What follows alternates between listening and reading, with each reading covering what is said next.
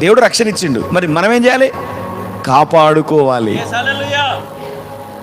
మీ తల్లిదండ్రుల నుంచి మీకు ఆస్తి వచ్చింది, ఏం చేయాలి? దాన్ని కాపాడుకోవాలి కదా. మీ తల్లి నుంచి బంగారం వచ్చింది, ఏం చేయాలి?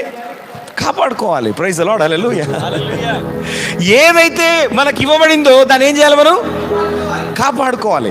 దేవుడు మనకు రక్షణను ఉచితముగా ఇచ్చాడు. ఉచితంగా అంటే ఏది ఉచితంగా ఉండదు, ఎవరో ఒకరు మూల్యం చెల్లించాలి. చిన్న పేపర్ కూడా ఉచితం కాదు, దీనికి కూడా ఖర్చు అవుతుంది. అవునా? ఇప్పుడు మీకు పాటల షీట్లు ఇచ్చాము, మీరు తీసుకునేటప్పుడు అది ఫ్రీయే. ఇది ఉచితంగా వచ్చింది కాబట్టి ఎక్కడ పడితే అక్కడ పడేస్తాం మనం, ఫ్రీ కాబట్టి. కానీ దానికి ఎవరో ఒకరు డబ్బులు చెల్లిస్తేనే మీ చేతికి వచ్చింది ఆ పేపర్. అవునా కదా? అయితే మరి ఈ రక్షణ దేవుడే తన యొక్క ప్రాణాన్ని పెట్టి మనకు రక్షణను ఉచితంగా ఇచ్చాడు.